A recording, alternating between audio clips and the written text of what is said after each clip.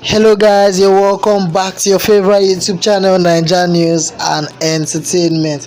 Yeah guys, this is the BBNaija Reunion Day 6 recap.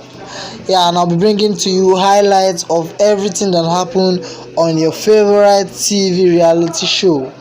However, here we are today feeding you with the summary of events on the 6th day of the reunion show. Glory be to God for that. The Reunion has been regarded as the most toxic ever, and it appears that this toxicity keeps escalating as the day goes by. The happening on the 6th day of the reunion show were short as it lasted for barely 30 minutes. Secondly, the events weren't so clear and logical. However, let's get you through what we understood to be the happenings on the 6th day of the show. It was a night of revelations on the Big Brother Naija 2020 reunion when Jackye emphatically called that everyone on the Big Brother Naija TV reality show was at one point or the other was engaged in gossips or aproko if you like. On this episode of the BBNaija 2020 reunion, it was about housemates who were engaged in gossip during the 2019 edition of the Big Brother Naija TV reality show. Ebuka, as usual, started asking questions from the housemates, and that was where the problem started from. Cindy insinuated that you can't be in the house without gossiping. He faced Jackye, asking if she ever engaged in gossip while she was on the show. Jackye claimed that she didn't gossip while in the house, as everything that seemed like her gossiping was because she was being lured to gossip. At this point, a throwback video was played where Jackye started a gossip herself with Kathy about Mercy's fake bomb. Jackye was trying to be diplomatic with her answer and could not escape Ebuka's trap, and finally agreed to engaging in aproko gossip while on the show. But she did not just own up to that, because according to her, she agreed to that if it was going to make everybody happy. After agreeing to this, she also ensured she was not going to be the only person that would be tagged as gossip among the gang housemates, by saying there was no way anyone would be in the Big Brother house and would not be engaged in aproko. Tasha, on her own part, insinuated that to her, gossip is more like clearing uncertainties.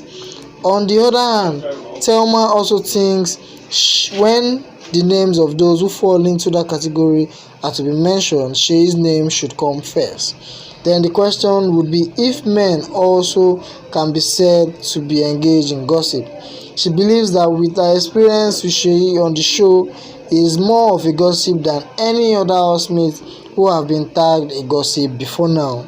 Shei, who was sitting close to Thelma, was so surprised about this statement that he needed to adjust his sitting posture and pay more attention to all she was saying.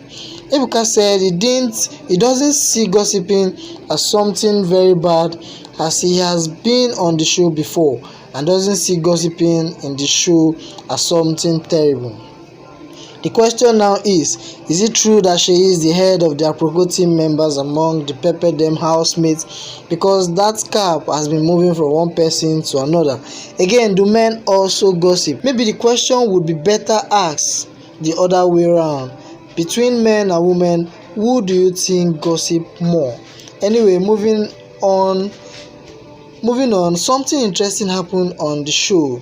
The hopes of those watching for the beef between Mercy and the winner of the last season edition of the Big Brother Naija and Tasha, the internet sensation, have again been dashed. With what we saw on the show tonight, it looks like the rivalry between these two, which began in the Big Brother Naija house mainly because of their similarities in traits, isn't going anywhere anytime soon.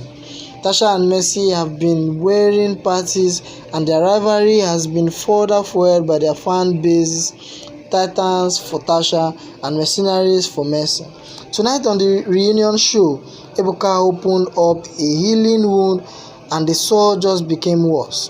The topic of the episode was centered around gossip, and when Ebuka asked if they agree gossip means talking about somebody behind their back, Tasha, vehemently agreed with Ebuka. She claimed gossip only means talking about stuff that is untrue about another person. The topic shifted to disrespect, and that was when the conversation became heated up. Ebuka asked Mercy what she feels about disrespect and if she thinks Tasha's relationship with IK was disrespectful to her. Mercy claims she has no issues with Tasha being friends with a man, but that sometimes the relationship brings disrespect to her going by the way the fans perceive the relationship. She claims not to be an internet fanatic like Tasha, rather a businesswoman who knows what she wants. She then faced Tasha and said she isn't so comfortable with her having any friendship with a man, Ike, since they aren't cool together. Ike was adamant that he by no means disrespects Mercy by being friends with Tasha and that he doesn't share anything personal with her, does he neither does he discuss Mercy with Tasha. Ebuka then played a clip showing Ike complaining about Mercy to Tasha while in the house.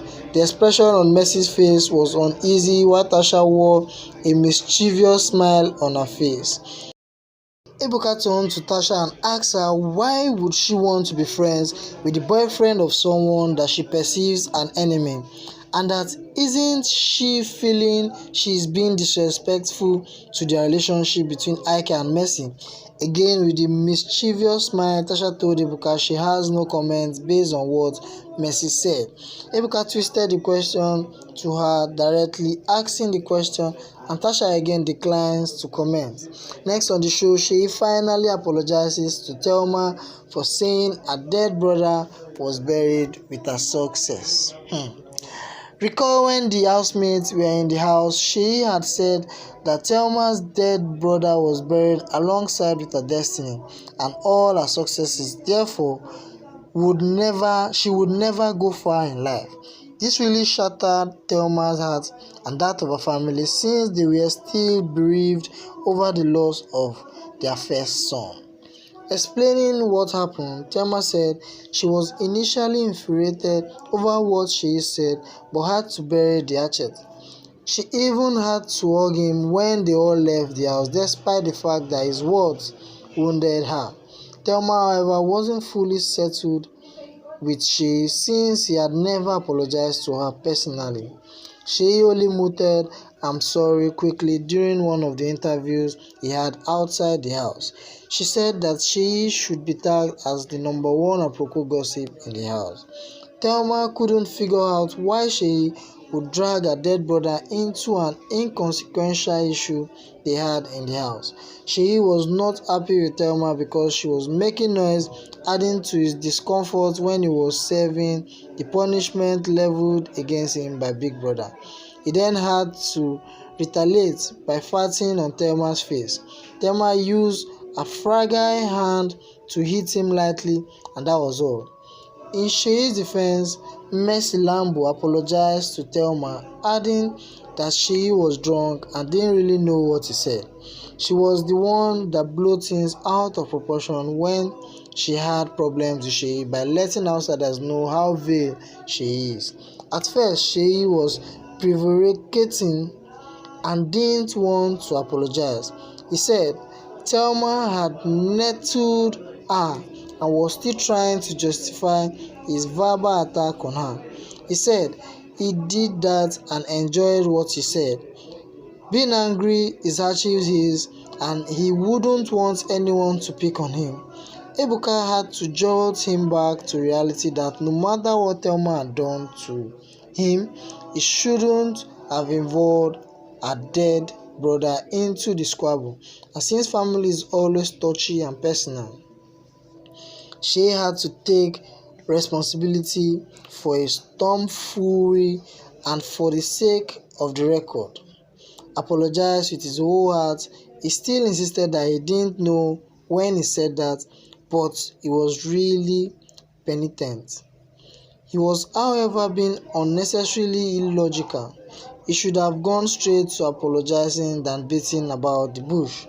Thelma, accepting the apology, broke down in tears as everyone consoled her. Thelma retorted, saying that the fact that he was drunk is not an excuse to pour out such words. In fact, she noted that when someone is drunk, the person literally says things that are out of context. But the fact that Sheyi was able to say such things even when he was supposedly drunk meant that he had been keeping it in mind. According to her, Sheyi didn't know how her dead brother died. He was supposed to have his wedding on a Saturday but was murdered before that. The case is still being decided in court, and for Sheyi to exonerate the whole thing broke her family, especially her mom. Thelma maintained that Sheyi wanted to hurt her and he achieved that. She, however, accepted the apology since she wasn't the devil. Mercy had to interject that Sheyi should rescind whatsoever causes he laced his verbal attack on Thelma with.